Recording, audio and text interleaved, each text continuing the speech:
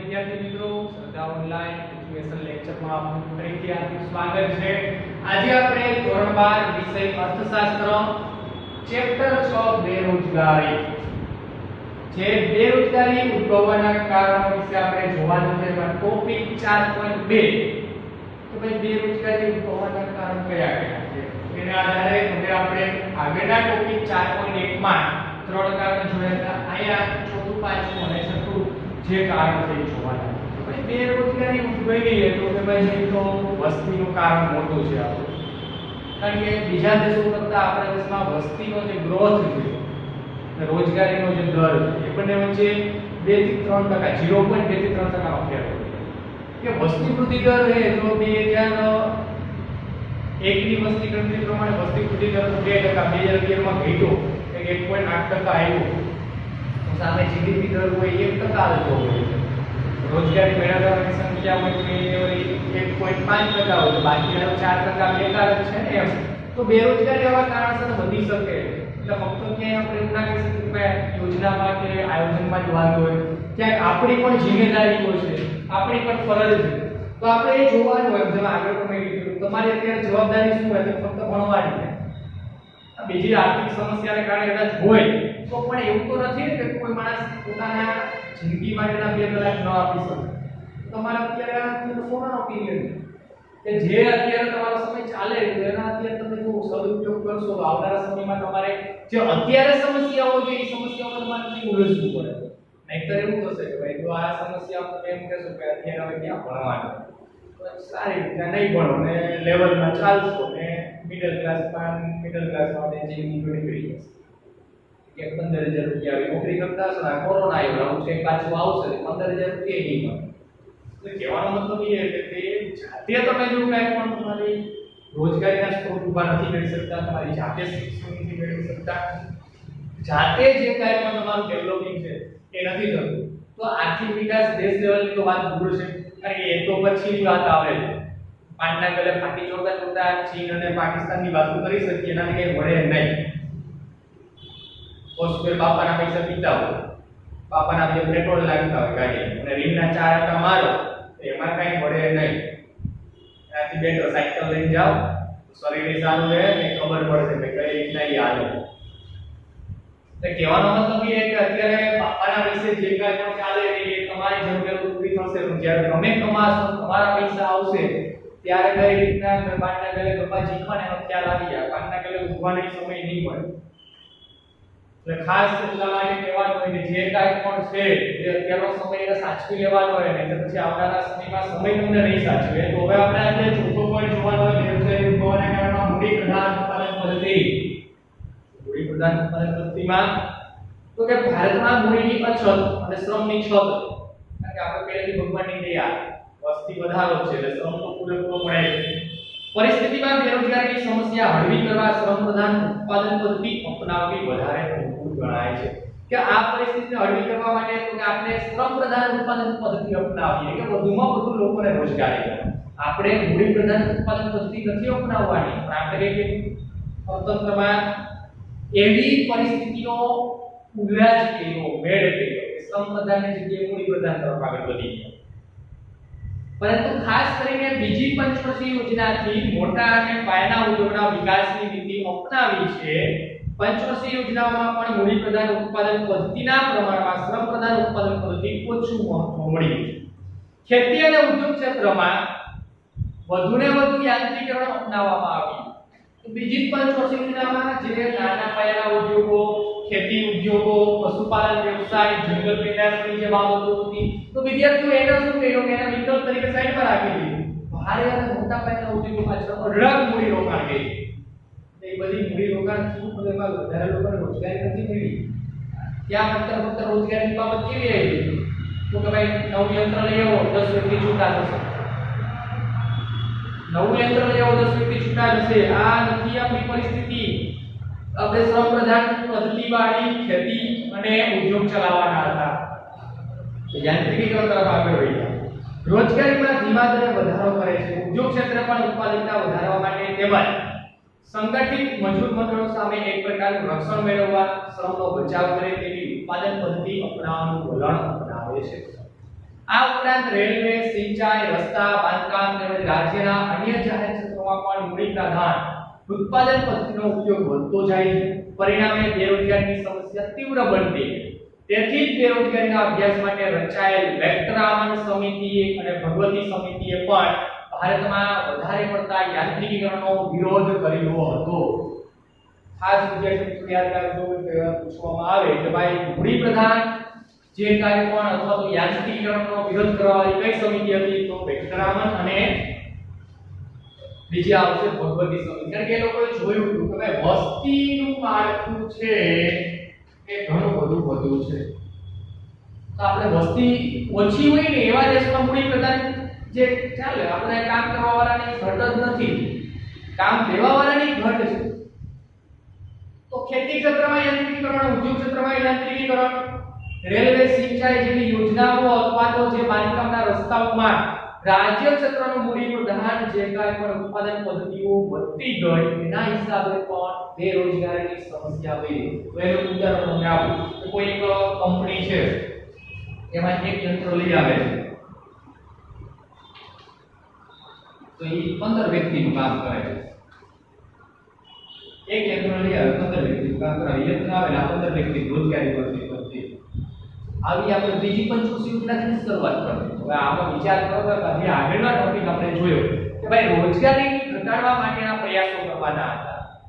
ને આમાં છે 2-5% લોકો આખા દેશ ઉપર જે વર્ચસ્વ હોય છે એના કારણે આ બધી પદ્ધતિઓ છે ઇન્ક્રીમેન્ટ થતી હોય નથી. એવું કઈ છે નહીં, બધું છે. બધી જગ્યાએ જે સેટલમેન્ટ હોય છે એ થવાના છે.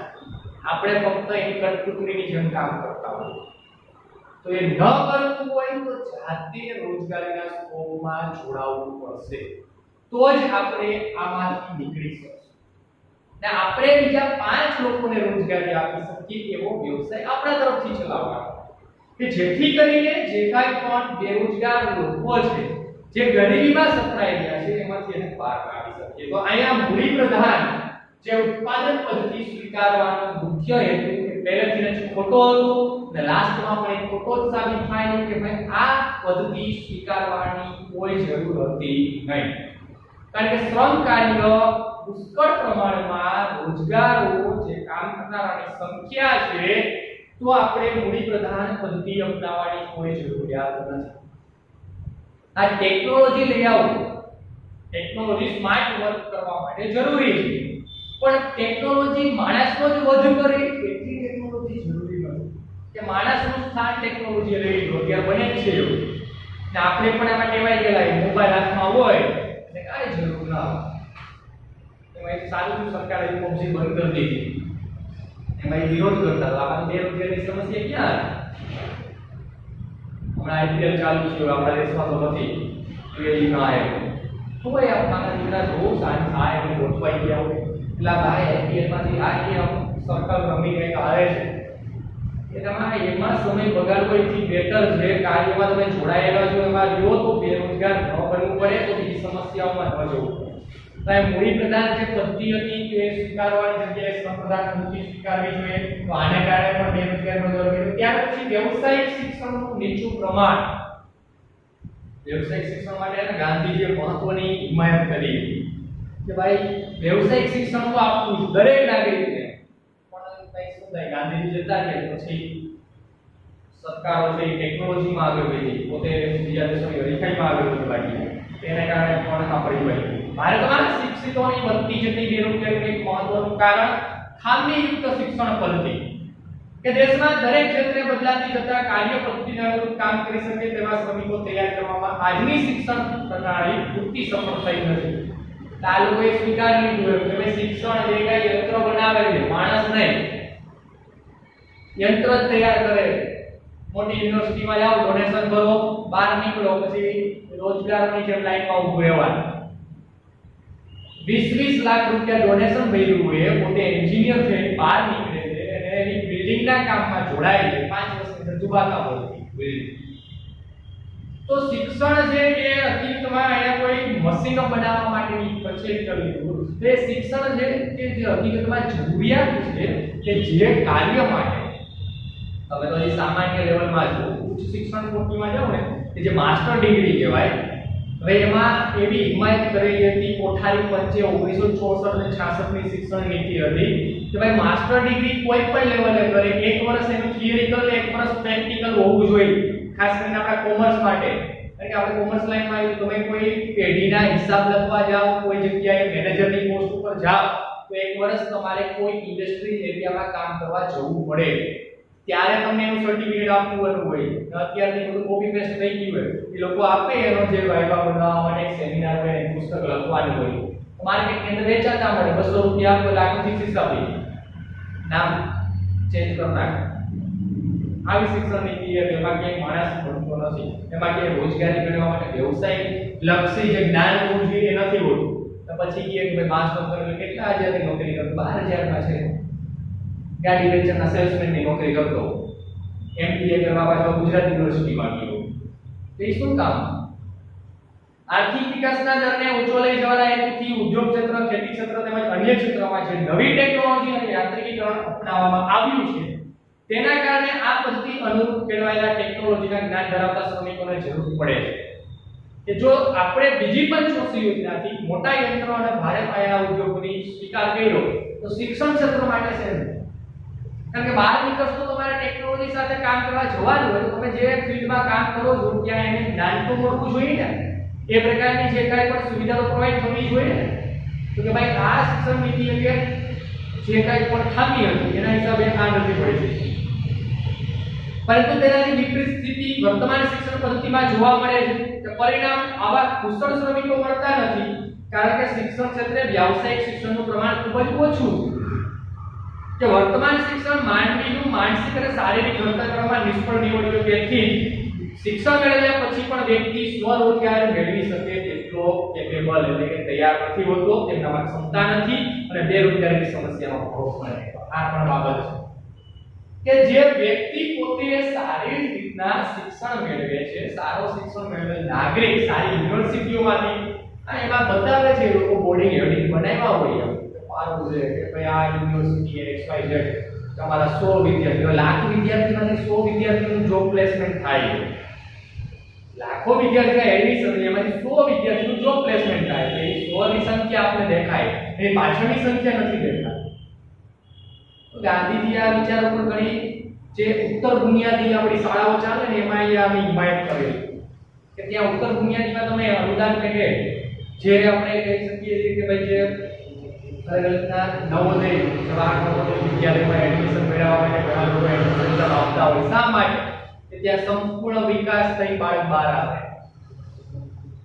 ઉત્તર બુનિયાદી શિક્ષણમાં પણ એવું છે કે તમે જ્યાં શિક્ષણ મેળવવા એ હોસ્ટેલ હોય ત્યાં જ રહેવાનું છે, બપોર સુધીની સ્કૂલ હોય, બપોર પછી તમને 2 કલાક આરામ ના મળે, પછી તમારે 3 કલાક ખેતીના કામમાં જવાનું હોય, એમ ખેતર હોય એમાં તમારે કામ કરીને જવાનું, નીંદવાનું હોય, લણણી કરવાનું, પાકનું મશીન ખરાબ થઈ ગયું મશીન રિપેર કરવાનું, મોટર ખરાબ થઈ ગયું મોટર રિપેર કરવાનું, ટ્રેક્ટર ખરાબ થઈ ગયું ચલાવવું, એ પણ ત્યાં ટ્રેનિંગ આપવામાં આવે. અને એવી સંસ્થાઓ નાશ કરી નાખ્યો, પણ આપણે એવું ના હોય. શું હોય તો ટેકનોલોજીકલ બાબતો ભણાવો, જે કાંઈ પણ અલગ-અલગ પ્રકારની જે કાંઈ સુવિધાઓ જે આપો, શિક્ષણ માટે કોઈ સુવિધા બીજી હોતી જ નથી, એક જ સુવિધા એને સારામાં સારી રીતના શિક્ષિત કઈ રીતના બનાવી શકાય. અત્યારે તમે અલગ મતલબ હતો એના હિસાબે પણ આ પરિસ્થિતિ આવવાની હતી અને એ પરિસ્થિતિઓ ભોગ બની ગયા છે માર્કેટમાં માણસો. તો આ વ્યાવસાયિક શિક્ષણનું જે નીચું પ્રમાણ છે જે આપવું જોઈએ નથી મળ્યું. ત્યાર પછી માનવ શક્તિના આયોજનનો અભાવ, એટલે કે આપણે ખુદ આપણું આયોજન નથી કરી શકતા. એવું થાય તો કે આ 100% અરે આપણે જે અત્યારે તમને સૂચના આપવી પડે કે ભાઈ વિડિયો પૂરા જોવો, જે કાંઈ મળેલું એ વર્ક કરતા જ, તમે તમારી શક્તિનું આયોજન નથી કર્યું. એનો મતલબ એ ચોખ્ખો જ તમને એવું હોય કે લોકોને કેમ ખબર પડે દરેક વિડિયો કેટલા જોવાનું બધું અહીંથી જોવા મળે. સમજાય છે? તમારા માટે બધું કરે તો ભાઈ 15 મિનિટ તો શાંતિથી આપણે ફેવિકોલ લગાવી બેસી શકીએ ના બેસી શકીએ? તમારા માટે અમારા માટે છે ને. ભારતમાં આયોજનકાળ દરમિયાન માનવ શક્તિનું યોગ્ય આયોજન થયું નથી. દેશમાં વર્તમાન સમયે જે પ્રકારની શ્રમની માંગ થાય છે તે સંદર્ભમાં પૂરતા યોગ્ય શ્રમનો પુરવઠો પ્રાપ્ત થાય તેવા પ્રકારની માનવ શક્તિનું આયોજન કરવા માટેની શિક્ષણ વ્યવસ્થા ઊભી થઈ નથી. પહેલા તો શિક્ષણની બાબત. ત્યાર પછી દેશના આર્થિક વિકાસમાં કેટલાક એવા પ્રકારના માનવ શ્રમની જરૂર ઊભી થશે તે અંગેની ચોક્કસ અંદાજ કર્યા વગર શિક્ષણનો વ્યાપ વધારવામાં આવ્યો કે ભાઈ હકીકતમાં જે ફિલ્ડ માટે જરૂર છે તો એ કોઈ માપ જ નથી. એન્જિનિયરો તો એન્જિનિયર ફિલ્ડ આવ્યા 1500 માં નોકરી કરવા માટે તૈયાર થાય. તો જે શિક્ષણ નીતિ એનું જે માનવ આયોજન છે એ નથી થયું, બેરોજગારીનો ભોગ બને છે. માનવ શક્તિના આયોજનની ખામીનું સીધું પરિણામ છે કે કેટલાક સંજોગોમાં રોજગાર કે વિકાસની અપૂરતી તકોને કારણે ઉચ્ચ લાયકાત ધરાવતા ડોક્ટર અને એન્જિનિયરો દેશમાં યોગ્ય કામ ન મળતા વિદેશમાં જતા રહે છે. જેમ બ્રિટિશ શાસનમાં સેનાનો એકતરફી પ્રથા ટ્રેન ઓફ કોલ ભારતમાંથી બ્રિટન તરફ જવા મળેલ, એવી જ રીતે વર્તમાનમાં બુદ્ધિમાનોની એકતરફી પ્રવાહ ડ્રેન ઓફ બ્રેન ભારતમાંથી વિદેશ જવાનું જે તરફ જોવા મળે છે. જે બ્રિટિશરોમાં એક સમસ્યા હતી, આપણે થોડું ગાજ કરતા હોય ટ્રેન ઓફ કોલ, બ્રિટિશોમાં જે અહીંયા શાસન કરનાર વ્યક્તિઓ હતો, જે એની સાથે કામ કરનાર વ્યક્તિઓ હતો, એ વિદેશમાં જતો હતો. તો અહીંયા પણ એવું બને કે બુદ્ધિધન માટે જે સ્કોપ નથી, એ લોકો શું વિચારે કે અહીં તો આપણે સારી રીતે સ્કોપ નથી મળતો, તો આપણે હવે ભારતમાં આપણું બુદ્ધિનું પ્રદર્શન નથી કરવું, આપણે વિદેશમાં જતા રહીએ. ને નાસ્તામાં એવું કહેવામાં આવે 50% ભારત જોઈએ. એનું કારણ પણ કંઈક આવું જ છે કે આપણા દેશમાં સ્કોપ નથી મળતો, એના હિસાબે લોકો જતા રહે. તો અહીંયા માનવ શક્તિનું જે આયોજન થવું જોઈએ, જે લોકો માટે જે કાંઈ પણ જગ્યા હોવી જોઈએ એ નથી, એના કારણે આ સમસ્યા ઉદ્ભવે. તો વિદ્યાર્થીઓ, આજનો આપણો ટોપિક હતો 4.2 કે જેમાં ચોથો, પાંચમો અને છઠ્ઠો પોઈન્ટ આપણે બેરોજગારી ઉદ્ભવવાની સમસ્યાઓ જે ચર્ચા કરી. તો આજનું આપણા જે લેક્ચરનું આયોજન હતું અહીંયા સુધી રાખીએ છીએ. અને દરેક વિદ્યાર્થીને ખાસ સૂચના છે કે જે વિષયના લેક્ચરના વિડીયો આવે છે એ વિષયનો ઉપયોગ કરો, સામે ટેક્સ્ટબુક રાખો અને જે હોમવર્ક આપવામાં આવે છે એ પૂરી રીતે હોમવર્ક કરતા જાઓ અને મગજને ફ્રેશ રાખીને વિડીયો જોવા, જેથી કરીને તમારે ફરીથી પાછું વાંચવું ન પડે. આભાર.